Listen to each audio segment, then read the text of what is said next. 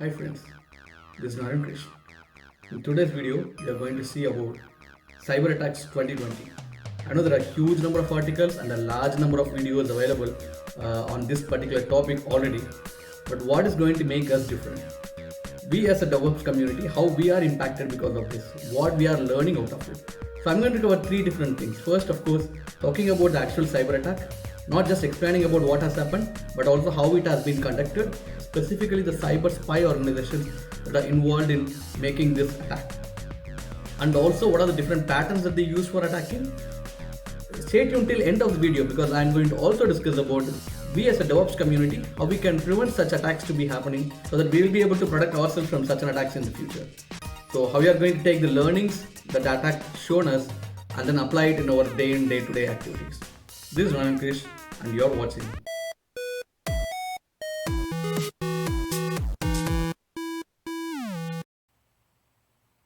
Okay, let's start. So I have this image of a bear trying to hack into the system. Why we have a bear, it's something we'll discuss shortly in this session. Somewhere near India, or if you're following any Indian series, I think 2020 was mostly talked about the Scam 1992 TV series, which was about the stock market, specifically about Harshad Mehta's scam. Now, this has no direct link with anything related to Scam 1992. But the bull versus bear is a very good analogy. It is used in stock markets about the bullish and the bearish market, how the stock market is brought up and down by a series of people or organizations. So here, because of the CyberAttacks 2020, there is also a huge impact on the stock of the large organizations. So I thought it can be a little bit related to compare, but also interesting to compare. So before we get into the actual details of CyberAttack 2020, I would like to discuss about two major categories of attacks that has been done during the CyberAttacks 2020. So we should understand what are the different methodologies that has been used. I think that is more important. So let's start with these two: open vulnerability exploits and supply chain attacks. So what is open vulnerability exploit? This is a much more broader category. So as we know it, you would have came across in your organization about common vulnerability exposures or CVEs, where you will be asked to patch your systems, libraries or packages or even your OS image continuously and regularly so that you are not exposed to any security vulnerabilities. So open vulnerability exploit is a way how a hacker is making use of these publicly known exploits and then trying to get into your network, right? All you need is the first hold. This is the very first step, how they will enter the network. There are multiple ways to do it. So we'll talk about how it exactly happened in CyberAttacks 2020. So we'll talk about how it exactly happened in CyberAttacks 2020 very soon. But remember about this: open vulnerability exploits is the easiest way for any hacker to get into the network or system. The second thing that I want to talk about is supply chain attacks. So supply chain attack, I would like to explain. This is more about how you are getting a particular software delivered to you or an application delivered to you, or how you are upgrading your application or products within your system or network, and how that is being used to get access inside your network.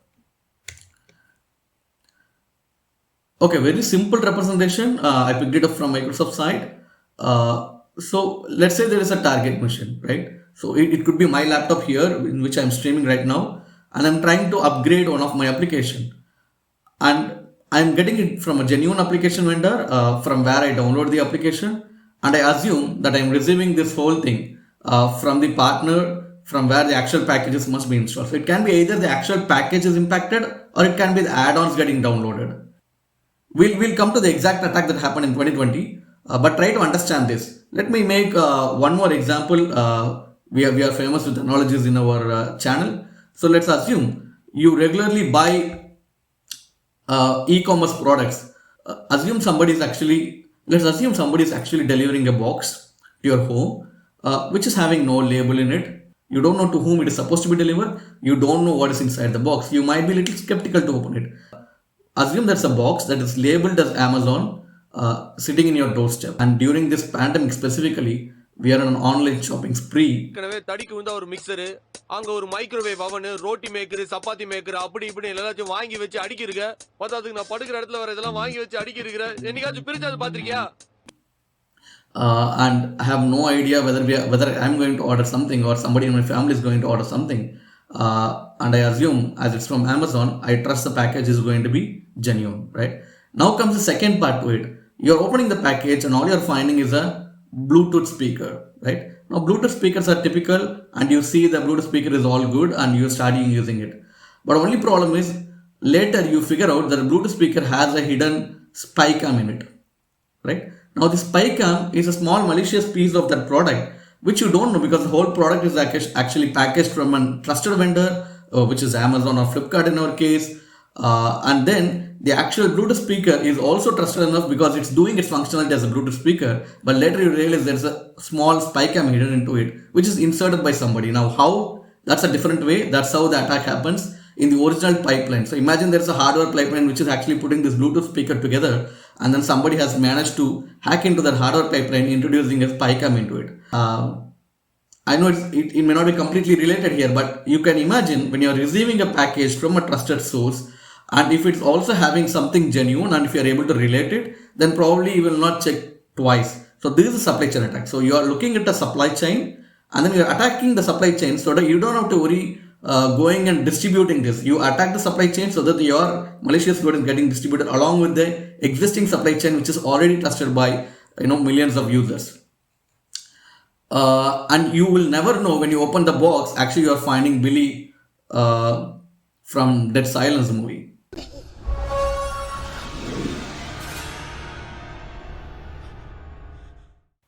Okay, moving on. So we talked about two major kinds of attacks that can happen. One is exploiting the existing security vulnerabilities, and other one is the supply chain attack. Actually, they are also more or less related, right? Even if you want to perform a supply chain attack, you can use one of the open vulnerabilities to get into the existing pipeline, right?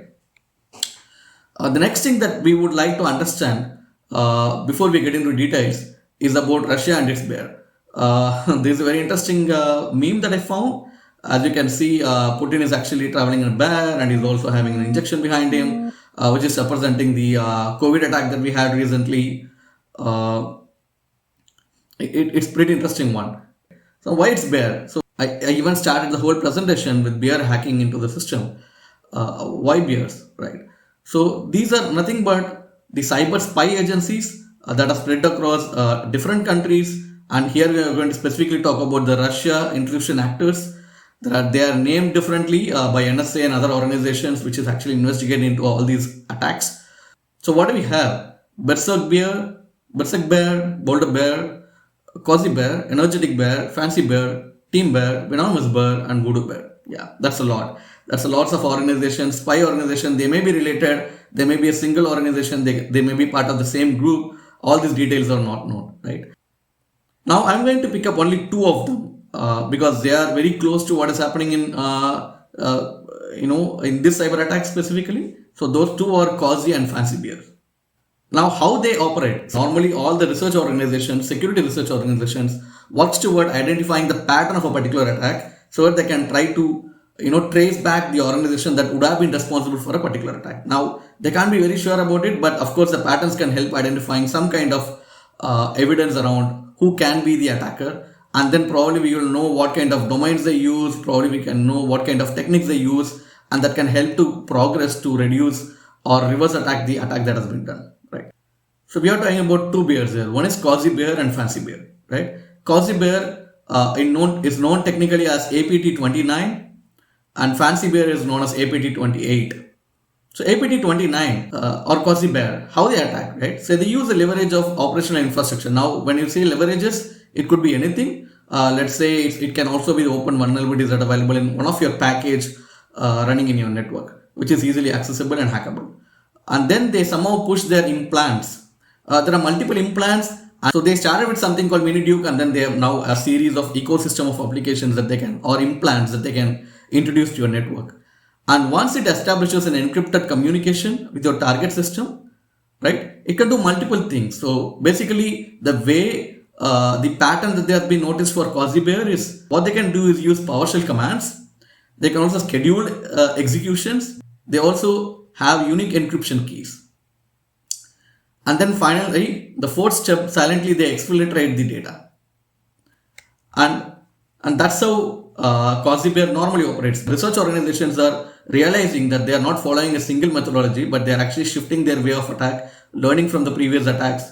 They also remain silent sometime in the target systems for years to get the right opportunity to make use of the implants that they have placed years back, right? The second bear is the fancy bear. The second bear is the fancy bear, known as APD28.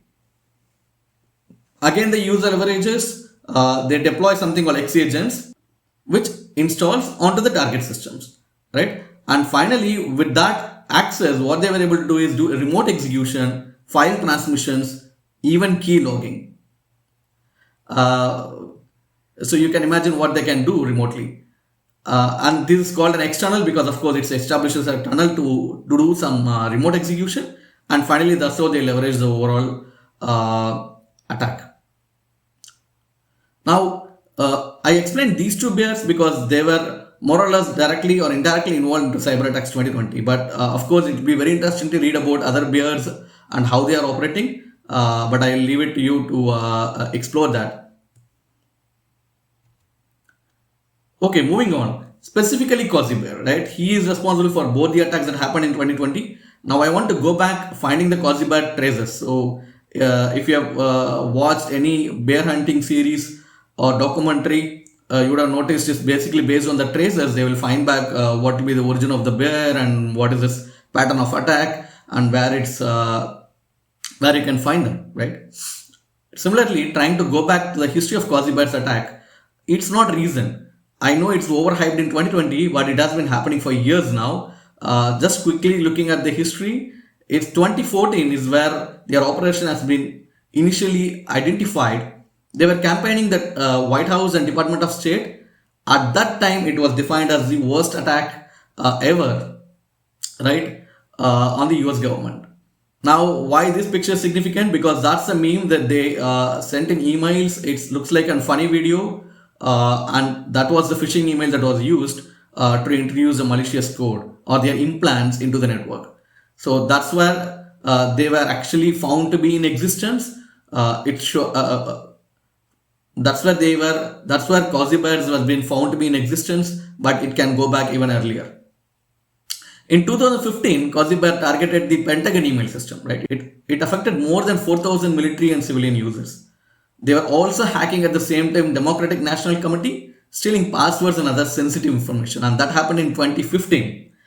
In 2016, within the hours, Donald Trump became the US president, right? There are 5 years of phishing attacks. A blast of emails were sent to the most important people in different posts, and they were able to gain access to the systems.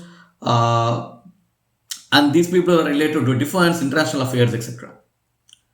Now, even though not so significant in 2017, Norwegian government Dutch ministries were also attacked by the same operation. Even though it's not so significantly mentioned, but in 2017, Norwegian government and Dutch ministries were also attacked by the same App29 or Quasibears. In 2018, FireEye, which is a cybersecurity firm, also involved in 2020. We'll come back to that. So in 2018, FireEye was able to find there were multiple phishing attempts. Out of their 20 customers, even though there were lots of targets, they were able to actually track it down to only one hospital and one corporate consultant were compromised, but everything else was controlled.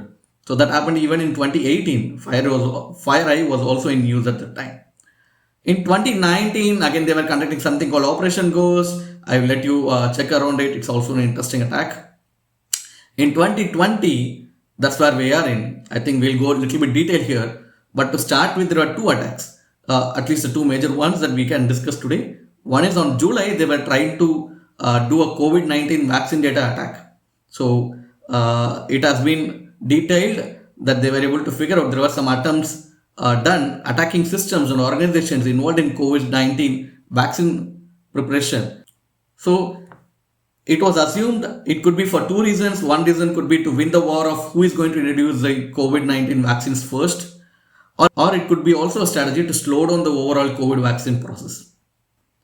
8 December, as we all know, SolarWinds or Sunburst malware supply chain attack. Right? The malware is called Sunburst and SolarWinds is the organization that has been attacked. Now it's time to get into detail or the main topic of 2020 cyber attacks. But I assume that so far you would have understood what we are talking about. So what we talked about, let me summarize quickly. First, we talked about what are the different attacks that are significant to us to understand.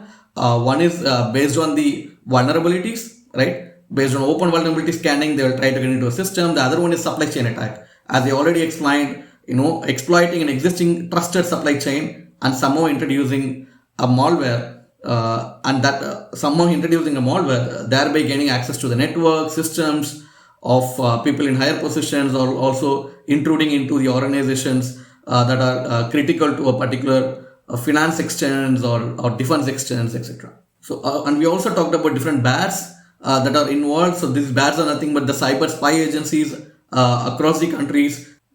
Specifically, we talked about Russian bears here. And then what is their movement? We also talked about the Quasibear and the fancy bear and what is their attack pattern normally. Okay, moving forward. Okay, the very first attack that we are going to talk about in detail is the COVID-19 attack, right? Cyber spy group or the hackers here almost certainly is assumed to be part of Russian intelligence services, SVR. So COVID-19 attack was specifically targeting various organizations involved in COVID-19 vaccine development in Canada, United States, and also United Kingdom. Likely with the intention of stealing the information either for winning the game of who is going to introduce COVID-19 vaccines first, or to reduce the atoms of how soon the vaccines can be introduced to the organization. Because as we know, COVID-19 has brought in lots of economical changes across the countries, and that could be an interesting part to attack if you want to keep the country in low economy for a longer time. Okay, how this whole thing happened? Summarizing it, this is very well summarized in the media defense document. So this is again a publicly available document. You can go read the link that I have provided below. The first thing is initial infection vectors, right? How they are actually doing the initial infections. Use publicly available exploits, like I explained, open vulnerabilities that everybody is aware of. If you have not patched, then they can make use of it. And then do a basic vulnerability scanning across the internet or in a specific set of organizations. For example, here they would have run all the COVID-19 related organizations, open vulnerability scan, looking for any backdoors available. Users recently published exploits to gain the initial footholds. So use publicly available exploits, basic vulnerability scanning, users recently published exploits to gain initial footholds. Together it means if there are open vulnerabilities in your system and if you have not patched your system, then they actually use that one they'll take a particular CVE and then actually write a script that can go over series of organizations network and then figure out whether that CVE is not yet patched. If it's not yet patched, that gives their backdoor, right? It's as simple as that. And they do something also called spear phishing. Spear phishing is again a category of phishing where they target specific organizations. So these phishing emails are not like generic publicly sent to everybody, but these emails are targeted to specific people or specific organizations, in this case, who are involved in COVID-19. And then they started installing two malware into it. So one is the well-mess malware, another one is the well-mail malware, right? So well-mess, it has been named because there is a series of functions that they noticed while researching that there was some functions named as well-mess. And it is designed to execute arbitrary commands and shell commands, right? It can also upload and download files. It supports HTTP, TLS and DNS, right? So they are supporting SSL. I don't know how many of our applications are supporting SSL.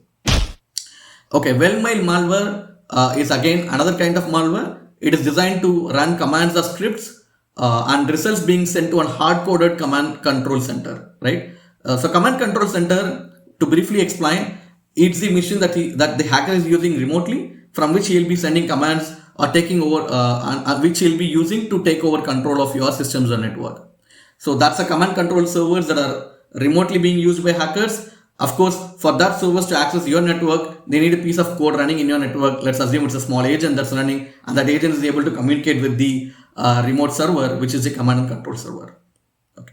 This named as well-mail. This is named as a well-mail malware because it had the parts were having word mail, and they were also using the port 25.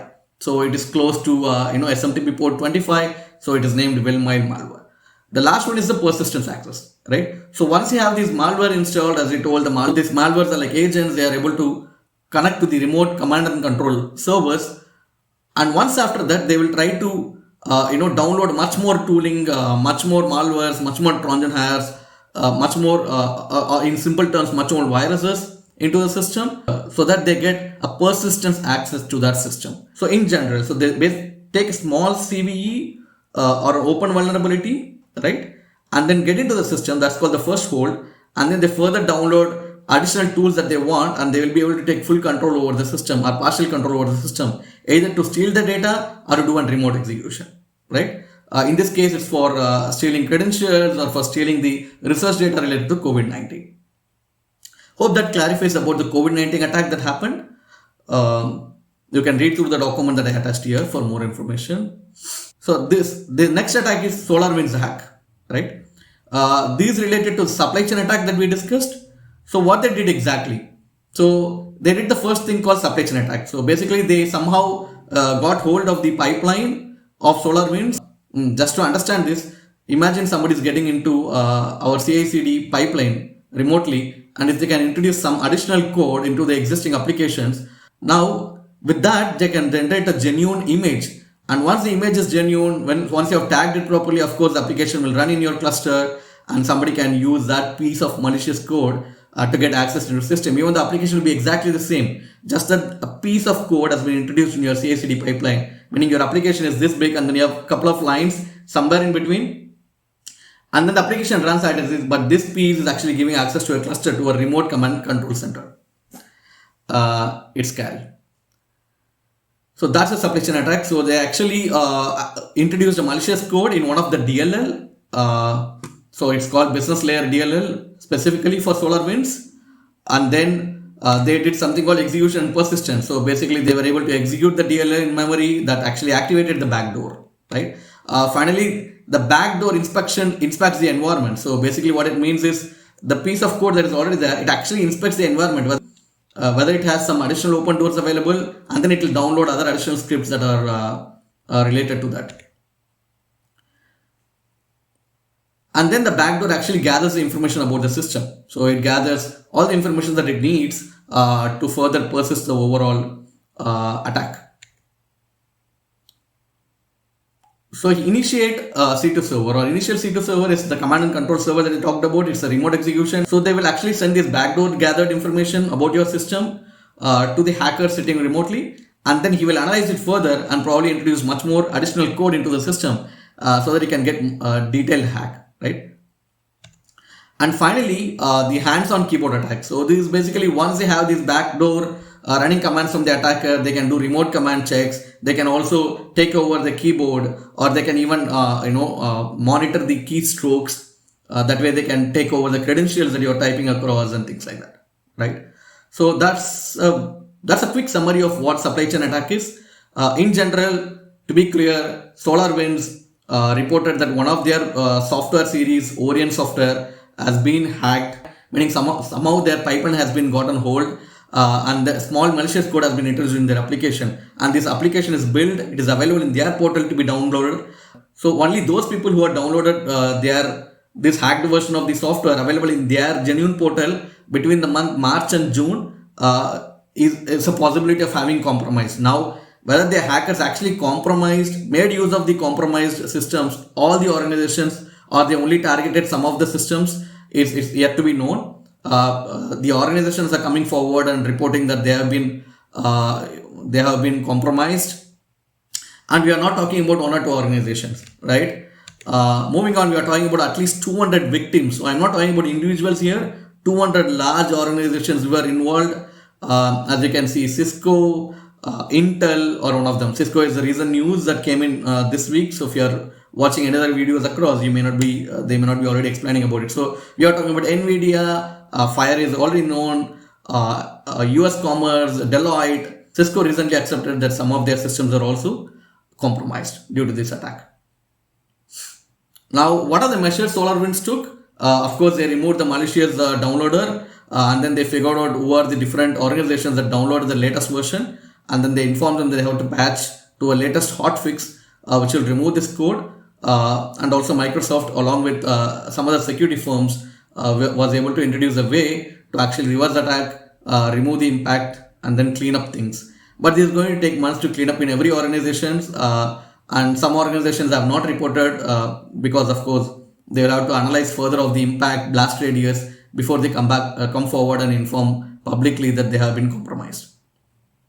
So this has been considered one of the largest attack of 2020 or even for a decade now, because lots of large organizations were targeted. As we saw, the COVID-19 organizations were targeted, and then these huge organizations were targeted using SolarWinds attack. Now, you might be still wondering, we being part of DevOps community, I know there will be a question arise, okay, this is all very good detail, but what it means to me, what as a DevOps engineer or DevOps architect, what should I be doing? What can I do to either mitigate the attack or do an reactive journey around if my organization attacked in future? Just before that, DevOps is highly hyped word. As I always told, DevOps is not just a team or a role, right? DevOps is a culture. Just that we are using DevOps for various levels of describing a person or a role, but actually DevOps is a culture. So I don't know exactly what you as a DevOps engineer or an architect is doing across in your organization. What is your roles and responsibilities? It may be directly linked towards security or may not be directly linked. Even if not, I'm sure we'll be able to influence and discuss with our security specific teams within our organization about these things in detail. And I hope this is going to explain. Now there's a huge list of things that we can do to either stop this or react a little bit later as well. I'm just gathered 10 important things that we can go through. I would suggest you look around finding other points. The first one I would like to talk about is protect credentials, right? All credentials on the network, especially those of administrator accounts, should be adequately protected, right? Because administrators certainly have a huge access to a system, and if that is getting compromised, then you can imagine what can happen in the organization. So it is very, very important to protect the credentials. It's also suggested admin should be provided multiple credentials. One credential which is actually giving the full admin access, and another set of credentials which will give him a limited access like any other developer in your organization. That way he will not be using the admin access for everything that he is doing, like day in day out activity. Only in need of an admin access he will use the admin credentials. This is something very, very important. The second thing is deploy good authentication practices. Now it's a tricky one because authentication need not be very complicated to the user, because if you're having 100 levels of 100 factor authentication, then the user will have to take 100 steps to get into your system, which he is not going to like. But take minimum level of authentication best practices and ensure the authentication is good in control and also easily usable by the users.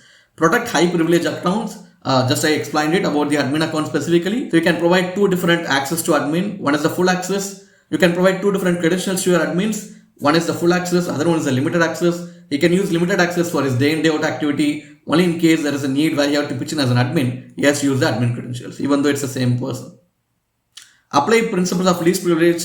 I don't think we need to even discuss about it. I think least privilege is important. Make sure that none of your application is having full access to your network. None of your pods is having full access to your cluster. The principle of least privilege is very, very important. Monitor the network. So this is not just about monitoring your CPU usage, memory usage, network IOPS, number of bytes transferred, but it's also about understanding the anomalies, right? Of course, once an attack is taken, you will try to be in lower profile as much as possible. But if at all we are noticing, some kind of activities which is not normally done by your application, if you are finding some kind of anomalies or some kind of data being transferred across, I think we should use that anomaly to immediately figure out, okay, there's an attack in progress, and we'll be able to remove it. So monitoring network is important. Consider using honeypots. So honeypots is a very interesting concept. It is like intentionally keeping an open box within your network, right? Which hackers may not know. They will think it's an easily hackable box and they will try to hack that first. So it's like a trap in your network. So once the attacker uses this, we'll immediately know that this system is attacked, and these honeypots they are actually not part of your full network. So we know that there's an attacker. So we are actually keeping an open door for the attacker so that he'll come to that trap, and then we'll be able to figure out, okay, this attacker is actually planning to hack our whole network, and we can do the measures to blacklist him. That way your network is not compromised, and also honeypot is As honeypot being an individual system in your network, and it is like with the smallest blast radius, it is not even involved in your overall functionality of the application, but it's just so vulnerable that attackers will try to attack it. They won't know that it's not part of your network, and it's a trap for them. Once they are in, we'll be able to figure out and blacklist them easily before they're actually attacking the real network that is being used. Carefully manage supplier relationships. This is where it's important. Of course, the suppliers here, we are talking about the software suppliers, the vendors from which you are downloading your applications. Make sure that's all well trusted, digitally signed, your tokens are rotated. We can't insist more. Use the best cyber software security possible. Of course, we may not have direct hand into it, but I think it's very important to use the best one. I'm not telling we should not use an open source, but it's better to use something with a proven corporate grade. So while talking about corporate grade, I remember about another session I gave on how to make your Kubernetes application production grade. I will leave the link in the top. The next one is the invest in response. If you don't have internal capacity, involve the incident team. So now our usual operations teams are more involved with the application support, right? Imagine that there is a security incident.